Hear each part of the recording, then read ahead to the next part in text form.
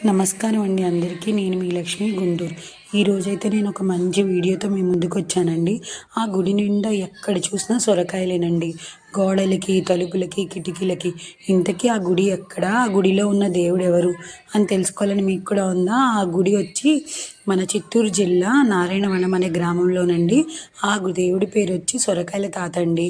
ఆయన 200 సంవత్సరాలు అక్కడ జీవించారంట. అక్కడే సజీవ సమాధి అయ్యారంట. ఆ తాతయ్య ఎన్నో మహిమలు, అక్కడ ప్రజలకి ఆయన మహిమలు అవన్నీ చూసి ఆయన ఒక అవధూతలాగా, ఒక గురువులాగా ఆయన అక్కడ పూజించేవారంట. ఆయన అక్కడే సజీవ సమాధి అయ్యారు. అక్కడ మన అమావాస్యకి, పౌర్ణమికి ఆయనకి అభిషేకాలు జరుగుతూ ఉంటాయంట. మనం ఇక్కడ కొబ్బరికాయలు, పువ్వులు అవన్నీ తీసుకెళ్తే అక్కడ సొరకాయలు తీసుకెళ్ళి, ఆ తాతయ్యకి సొరకాయలు అంటే చాలా ఇష్టం అంట. సొరకాయలతోనే భుజం మీద ఇలా కావడిలా వేసుకుని తిరిగేవారంట. ఆ సొరకాయలతోనే భిక్షాటన చేసేవారంట. అందుకనే సొరకాయలు అక్కడ నైవేద్యం కింద, ముడుపు కింద కట్టి కోరిన కోరికలు తీరవాలి.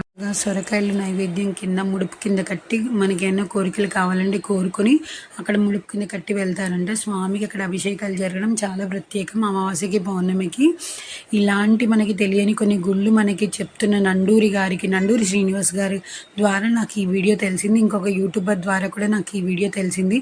ఇలా మనకి మంచి సమాచారం అందించిన వాళ్ళందరికీ కృతజ్ఞతలండి. నండూరి శ్రీనివాస్ గారికి నేను పాదాభివందనం చెప్తున్నాను. ఇలాంటి గుళ్ళు మనకి తెలియని ఆయన చెప్పడం వల్ల థ్యాంక్ యూ.